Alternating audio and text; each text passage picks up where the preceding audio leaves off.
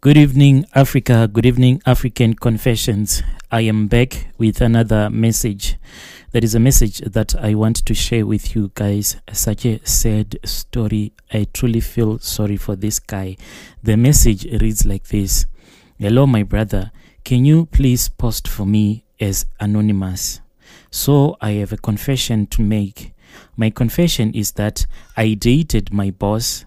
Me giving you this confession is going to be hard for me, and I know that out there are people who will say negative things about me in the comment section. But this, I assure you that it happened because of stress.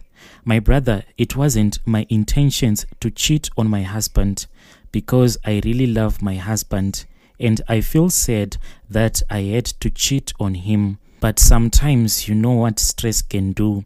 Stress can make you do things and will make you think that whatever that you are doing at that time is the right thing, but it will be all wrong. So at that time, I was having some issues at home with my husband, and some of these issues were being caused by my mother-in-law. And each and every time when me and my husband would fight, my husband will then place all of the blame on me, and then he will take his mother's side without even asking or getting to the root of the story. What would happen is that whenever my mother-in-law would come to visit us, most of the times my mother-in-law would prefer to cook for herself. Usually, as for me, I come back from work at around maybe 3 p.m. or so. So after freshening up, I'll then start to prepare for supper. As I'll be preparing for supper, my mother-in-law, being someone that is full of drama, she would come to me and she would say, "Daughter-in-law, can you please cook for me because I am feeling hungry?" And maybe this will be around 4 p.m. or so.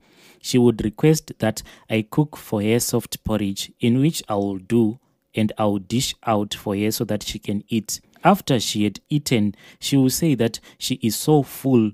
She would even suggest saying that as for the main meal, please count me out because already I am full. When my mother-in-law will tell me this, I'll just prepare the food for my kids and for my husband.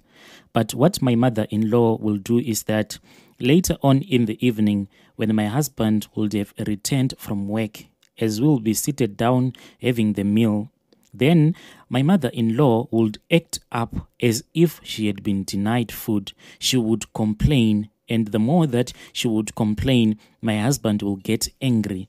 Then my husband, instead of him asking why his mother is not eating, he would just get so angry, and also he would refuse to eat, claiming that I didn't love his mother enough. Sometimes this would happen maybe for 2 months or so, because each and every time my mother-in-law would come to visit us, she would make sure that she will stay with us maybe for 2 months.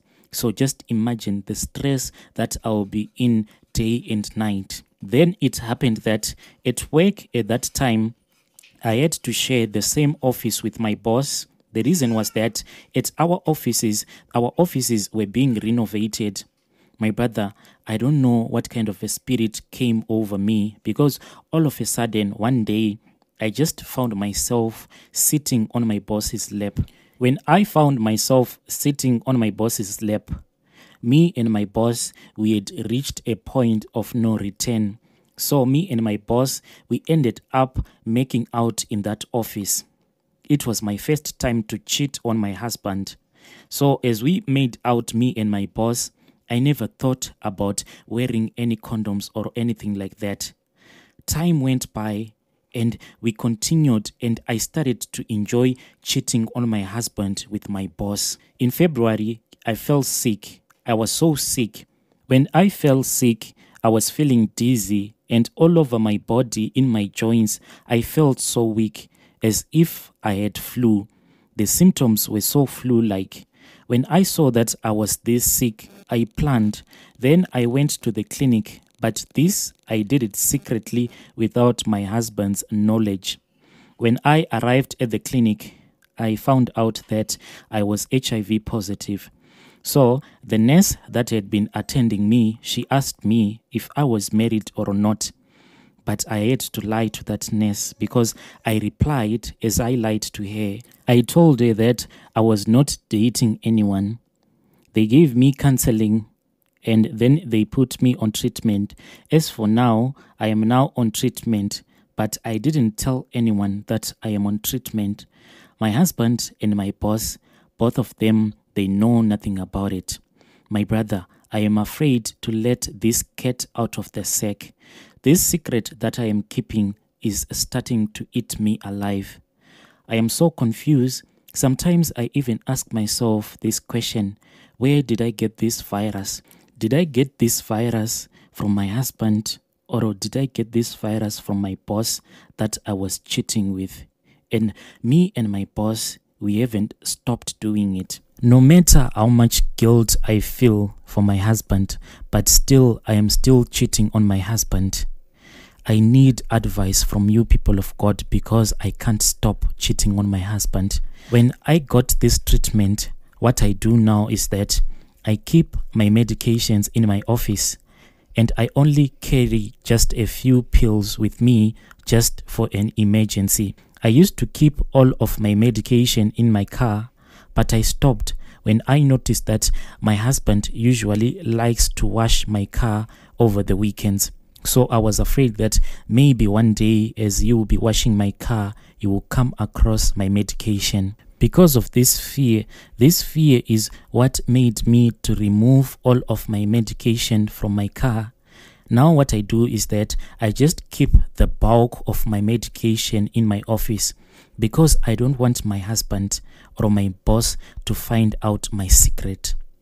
Sometimes I do think of asking my friend for help. This friend of mine is a doctor. So I was thinking that if there was a way that he can try to convince my husband to be also on the same treatment as I am, but without my husband ever suspecting that already I am on the same treatment. But I don't know where to start. I don't know how this friend of mine is going to convince my husband to take this medication.